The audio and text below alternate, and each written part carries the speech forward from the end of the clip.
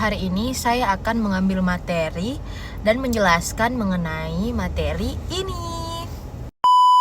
Secara umum, kalimat efektif dapat diartikan sebagai kalimat yang memiliki unsur-unsur penting dan predikat serta memenuhi kaidah kebahasaan yang berlaku, seperti kaidah ejaan, pilihan kata atau diksi, dan struktur. Selanjutnya yaitu ciri kalimat efektif. Suatu kalimat bisa disebut efektif jika memenuhi beberapa ciri-ciri. Ciri utama dari kalimat efektif yaitu kesatuan gagasan. Setiap kalimat efektif hanya mengandung satu ide atau gagasan utama. Semua kata dan frasa dalam kalimat harus mendukung ide tersebut. Kalimat yang memiliki dua gagasan utama atau lebih cenderung menjadi tidak efektif. Yang kedua yaitu kesejajaran atau paralelisme. Kalimat efektif menggunakan bentuk bahasa atau struktur gramatikal yang sama untuk gagasan-gagasan yang setara. Misalnya, jika satu gagasan menggunakan kata benda, gagasan berikut yang setara juga harus menggunakan kata benda. Contohnya, kegiatan itu meliputi pengembangan kurikulum, pelatihan guru, dan evaluasi program. Yang ketiga yaitu kehematan. Kalimat efektif tidak menggunakan kata-kata yang berlebihan atau mubazir. Penghematan dapat dilakukan dengan menghindari penggunaan kata-kata bersinonim yang berdekatan, pengulangan subjek, atau penggunaan kata yang tidak perlu. Contohnya, sejak dari pagi hari dia sudah bersiap. Kalimat efektifnya yaitu sejak pagi dia sudah bersiap. Yang keempat yaitu kecermatan.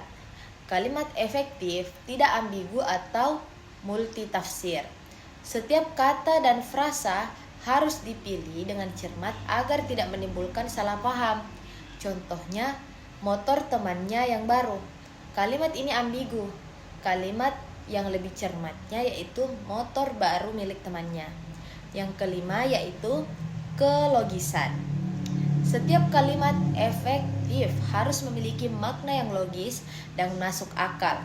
Kalimat yang tidak logis akan sulit dipahami dan menimbulkan kebingungan. Contohnya, waktu dan tempat kami persilahkan.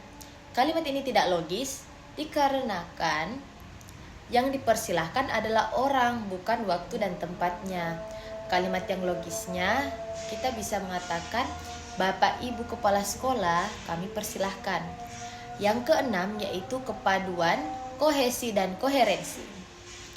Unsur-unsur dalam kalimat harus saling berkaitan dan membentuk satu kesatuan yang padu. Kepaduan ini menciptakan alur yang mengalir dan mudah dipahami oleh pembaca. Faktor-faktor penyebab ketidakaktifan kalimat. Ketidakaktifan kalimat seringkali disebabkan oleh beberapa faktor yang umumnya dilakukan secara tidak sengaja oleh penulis. Faktor-faktor tersebut yaitu yang pertama adalah pemborosan kata, penggunaan kata-kata yang tidak perlu, seperti sinonim yang berurutan atau kata-kata yang maknanya sudah terkandung dalam kata lain. Yang kedua yaitu struktur kalimat yang tidak baku. Kesalahan dalam penyusunan subjek, predikat, objek, dan pelengkap. Terkadang subjek tidak jelas atau predikat tidak ada. Yang ketiga yaitu kesalahan diksi atau pilihan kata. Kata yang tidak tepat dapat menyebabkan kalimat menjadi tidak efektif. Diksi yang kurang sesuai dapat membuat makna kalimat menjadi kabur atau tidak jelas. Yang keempat yaitu pengaruh bahasa daerah atau asing. Struktur atau kaidah bahasa daerah atau asing yang diterapkan dalam bahasa Indonesia dapat menyebabkan kalimat menjadi tidak efektif. Yang kelima yaitu penggunaan tanda baca yang tidak tepat. Kesalahan dalam penggunaan koma, titik, atau tanda baca lainnya dapat mengubah makna kalimat dan membuat sulit dipahami. Selanjutnya yaitu cara menyusun kalimat yang baik dan efektif. Menyusun kalimat efektif membutuhkan pemahaman terhadap kaidah kebahasaan agar pesan tersampaikan secara jelas dan tidak menimbulkan ambiguitas. Kalimat efektif minimal harus memiliki subjek dan predikat yang jelas. Hindari penggunaan kata-kata yang mubazir atau berlebihan agar kalimat menjadi lebih ringkas. Gunakan paralelisme secara konsisten, terutama saat menyusun deretan kata atau frasa, agar struktur kalimat tetap seimbang. Pemilihan diksi juga harus tepat dan sesuai konteks. serta hindari penggunaan kata yang tidak perlu seperti masuk ke dalam yang seharusnya cukup masuk.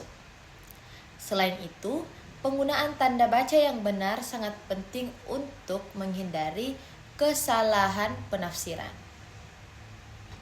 Selanjutnya yaitu kesimpulan. Kesimpulan yang dapat kita ambil dari penjelasan yang saya sudah jelaskan tadi yaitu kalimat efektif adalah elemen penting dalam komunikasi dan penulisan. Kalimat ini harus mampu menyampaikan pesan secara akurat, ringkas, dan jelas. Ciri-cirinya mencakup kesatuan gagasan, kesejajaran kehematan, kecermatan, kelogisan, dan kepanduan ketidakefektifan. Kalimat biasanya disebabkan oleh pemborosan kata, kesalahan struktur diksi yang tidak tepat, serta penggunaan tanda baca yang salah. Oleh karena itu, memahami dan menerapkan prinsip-prinsip kalimat efektif merupakan keterampilan penting yang perlu dikuasai, terutama oleh mahasiswa dan profesional.